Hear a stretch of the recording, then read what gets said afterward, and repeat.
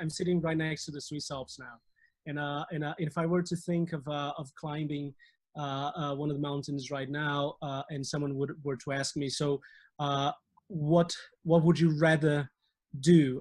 Focus on your strength to climb the mountain, or focus on the vision of getting to the top?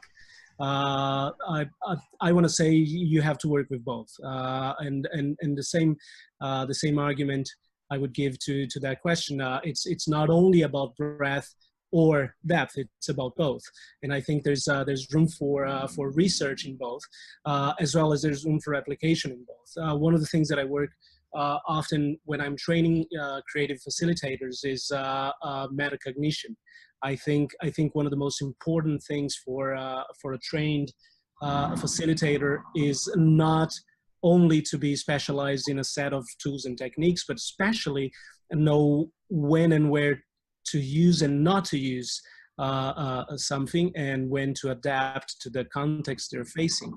So there's a saying, as you know, I'm from Brazil, and we have a saying there that it goes somewhat like this: for people who own a hammer, everything they see is a nail, right? So if you only own one tool, you're going to want to use it for everything you see. And I think that's a trap in the case of creativity or creative facilitators. You need to own a big toolbox, and more than that, know when to use, know which tool to use for the job you need, and also know how to refine and recreate your own tools often. That's excellent. I loved the metaphor that you described about the mountains. And a lot of people talk about creativity. You need to have a strong vision, you know, but the vision by itself, without the action, you know, if we are just visioning ourselves at the top of the mountain, but we're not actually taking any actions to climb that mountain, it's just going to be a vision. We can't really call that creativity. Yeah, absolutely, completely agree. And also, even if we do climb the mountain, you know, how is that valuable? You know, because with creativity, we need to have done something new, but at the same time, it needs to be valuable in some way. Is there intrinsic value in climbing Mount Everest, for example? Yeah, well, that's a very good question. That's the starting point of I think any human endeavors is should be at least the why, and it goes back to our personal definitions of success, right? And I think one of the issues of our current model of society is that there are few people discussing what is the definition of success, or if we can work on our own personal definitions of success. In business, for example, it's very narrow focused on revenue, essentially. Of course, there are many other definitions, many other approaches, and many other accessories to it. But essentially, it is that. And I'm not saying that we should go against it. Of course, economic development comes from as well as individuals developing businesses with the goal, with the aim of generating value and revenue. But there's so much more to it. There are so many more social perspectives and cultural perspectives that we can take. One of the things that I've always aimed for myself when I started my first business, and I've been starting businesses for 10 years now. I've started up 7 different times, failed most of the times, but enough successes to bring me forward. But one of the things that I've always said when people ask me, so what is your goal as an entrepreneur? And I say, well, entrepreneurship for me is above all a way of expressing myself. I have an internal need for creating new things, and I express that need for creating through starting new businesses. Some people perhaps express that need for creating through other means, like arts, for instance, and all of that is a beautiful thing of the complexity of humanity, right? We all have different needs, but one of the important things, just to go back to the beginning of my answer, is have a clear definition of your motivation, of your why, right? So climbing the Everest, if I'm just trying to please someone else or make the news because someone told me that's the definition of success I should abide by. That doesn't mean a lot to me. I think it has to have personal meaning above all. Okay. Yes, a lot of highly creative people, they do say that they need that internal motivation, that passion, that enthusiasm needs to come from who we are rather than who we want to please, as it were. So you talk about your entrepreneurial ideas, and you explained that some of them were not as successful as you wanted them to be, and that leads me to this question of resilience, that entrepreneurs need to have that essential quality of resilience, of failing and then being able to pick themselves up again, rather than crawl back into a comfortable zone, perhaps of looking for a secure job. Was that ever a temptation for you when your businesses didn't succeed in the way you wanted them to succeed? Did you feel tempted to, well, maybe I should just get a real job? Well, occasionally, and that's one of the mistakes of entrepreneurs when they're beginning, and I certainly had the same issue when I first started, is sometimes you do run out of resources. And I come from a lower middle class family in Brazil, a country where it's already difficult to venture on your own for several reasons, and my family didn't have many resources to support me. So the first few times I tried and I failed, I did absolutely feel like resorting to that security, safety of having a job, and before I could start again. But many things happened, and fortunately, I didn't really have to. I wasn't about to, and the thought crossed in my mind often throughout these years of experience.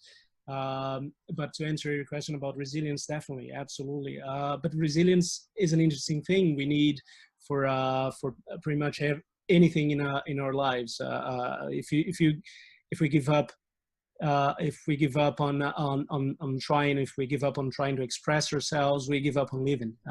So I believe resilience is a key skill for anyone in any type of venture, whether they're venturing on their own as entrepreneurs, whether they're working as entrepreneurs, or even simply as working for a common job just for the sake of making a living.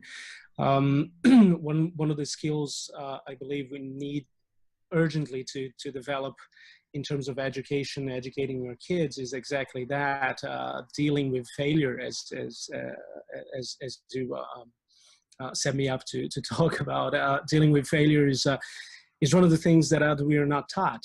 Right? Instead of often or usually, so instead of taking the approach of using failure as a stepping stone for success, people tend to see failure as embarrassment. Of course, it's very cultural. You go to a culture as my own Brazilian culture, which is in itself already quite complex, but overall, the understanding is that failure should lead to embarrassment, and perhaps people will tell you exactly as you put it, but emphatically, you should get a job, you should give up, you should take a break. Maybe you're not that good at it, and it's a personal conviction of mine that when I have kids, important lessons will be taught about failing, and how failing is actually important and part of life, a big part of life. In fact, I believe most of us fail more than we succeed throughout our lives, and it's absolutely okay to do so, provided you take lessons from it and don't get used or attached to failing. Yes, and I suppose that some people have more opportunities to fail than others because they have strong support systems. The cushions that they have, enable them to fail more. Whereas, if somebody's brought up in a family where the cohesion is not as strong, or the resources just aren't there to provide the cushion, failures can break up families. Failures can lead to organizations failing, or someone losing their job. there isn't, it depends on the level of loyalty that you have around you, that even if you fail, your boss is not going to fire you. Even if you Yeah. fail, your wife is not going to divorce you. Even if you fail, your family's not going to disown you. So it depends very much on the loyalty and the cushioning that is provided for you, isn't it? Yes, absolutely. And creating that structure, and that's the thing, the level of planning, right? When we are taught rudimentary skills of planning, we are usually taught of planning to succeed, but we're not taught to plan to what if, right? So what if it goes wrong? So what are the alternatives? How am I going to deal with that? And planning to have resources or to save resources in the case of failing, I believe to be an important part of teaching planning skills. And none of that is, I don't know about much about other countries, but I'm sure that in my country's educational system, that is not, by far, not a part of it. Right. And when we're talking about resources, we're talking about not only physical resources, we're also talking about emotional resources. And that, I don't think, is taught in education. We're not taught how to, how to create these emotional resources that will enable us to take more risks. Absolutely, absolutely. That actually takes me back to another part of my my argument earlier of metacognition. I think one of the important things that's lacking in education, even though teachers have been for quite a few decades, good teachers have been really do work on that, but the level of awareness of individuals, not only cognitive, but also, as you put it, emotional processes and emotional resources. We're not taught to raise awareness of our own emotions, what to say about managing them. So yes, absolutely, those are important parts of education, I believe, and they all are also paramount for developing creative education. I treated, well, I come from a background of education, so my initial degree is in the field of education, and I've always been passionate about that. And what led me to creativity and what makes me very passionate about is I believe education is meant to free people. And I think when we talk about creativity, creative education particularly, we're essentially talking about that, raising that level of self-awareness, self-reliance, confidence to make an impact in the world, in the sense of the most immediate world, myself, my friends, my family, to a broader definition of impact, if people have such motivation. But essentially, creativity for me, and particularly creative education, is about that. Is about helping people free themselves from the constraints of their culturally.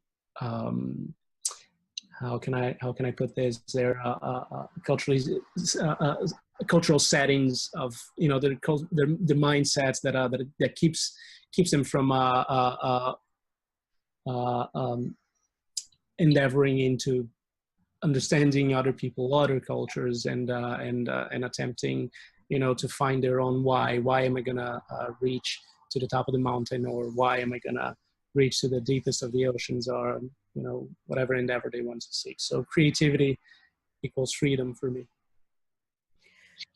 Because you're from Brazil, and what you've just said, I can't help but think about Paulo Freire, the pedagogy of the oppressed. And those were the questions that he was raising as an educator. It's like, why are we teaching what we're teaching to the students? And he was treated very badly by Brazil, wasn't he? There was even a time when he had to live in exile because of his ideas.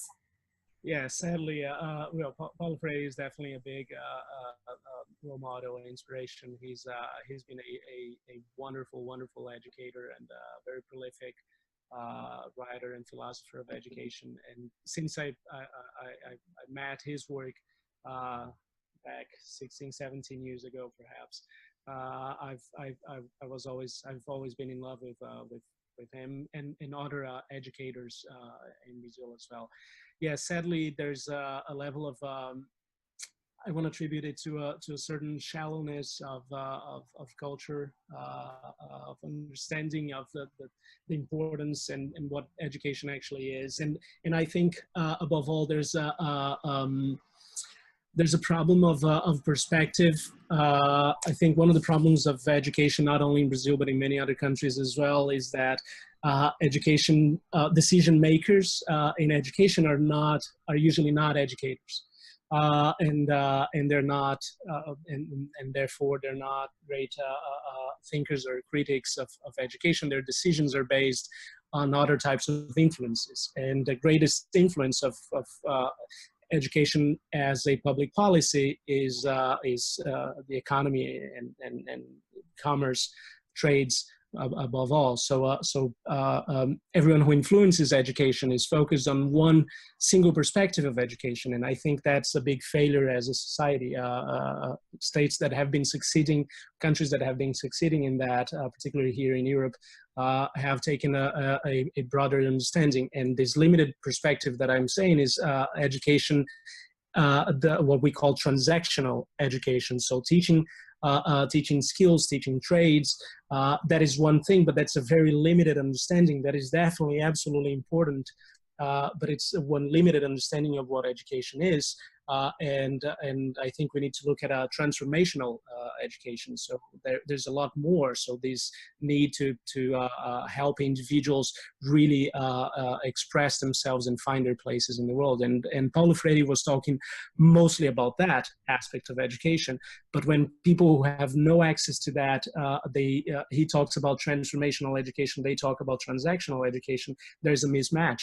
So they're not talking about the same thing, and therefore most people don't understand him. And then decision makers, especially because they're not educators themselves, also cannot understand what he was saying. And sadly, it went down to a political perspective, not even good quality of politics, but to a political perspective that led to his poor treatment overall by our government, sadly. And he's an excellent example of a highly creative person, because very often those people do get persecuted because their ideas are so different from the norm. Yeah, absolutely. I think history has shown that there's always a come around. I mean, even Chaplin, who was highly creative and an incredible mind, was in his own time persecuted and discredited, and eventually came around his own way. I think many other geniuses have gone through different types of. They're ahead of their time, so not often they get recognized in their times. So perhaps Paulo Freire, 10, 15, 20 years or 50 years from now, people will see him under a different light in Brazil, I hope.